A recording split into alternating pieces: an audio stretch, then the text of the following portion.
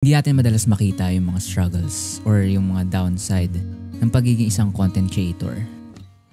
Madalas nakikita lang natin yung package, yung mga good things, yung mga gandang bagay, yung mga ups. And we don't usually see the downside or yung mga downs ng isang content creator. Kagaya na lang dito sa setup ko. Usually nakikita niyo yung magandang ayos, aesthetic, or cozy na setup. Pero in reality, yung mga dahon na akong namamatay, yung halaman na nag-struggle ako na buhayin. And para sa akin, hindi yan madali. Kasi as much as I want to learn, to grow, and to maintain a healthy plants or environment, of course, hindi naman pwedeng iwasan yung mga gantong bagay. Hindi natin nakikita yung before. Madalas hindi rin natin nakikita yung before and after the shoot.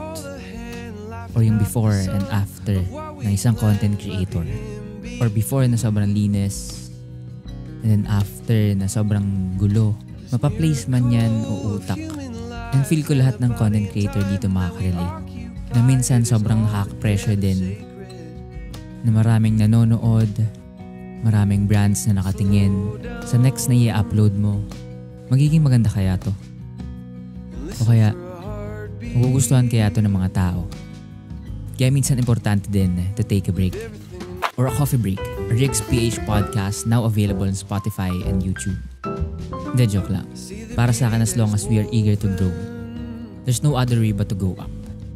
Parang tong halaman na to, despite the deadlifts or yung struggling niya na mabuhay bilang halaman, meron pa rin umuusbong na mas maganda. And wala lang, gusto ko lang mag-reflect na despite the negative side ng buhay natin, is meron pa rin positive or meron pa rin dadating na mas better or mas maganda in the long run. Yun lang. Appreciate the small things in life and content na tayo sa mga bagay na meron tayo ngayon. Kasi for sure, wala tayong ibang patutunguhan kundi pataas. Bye. In every single moment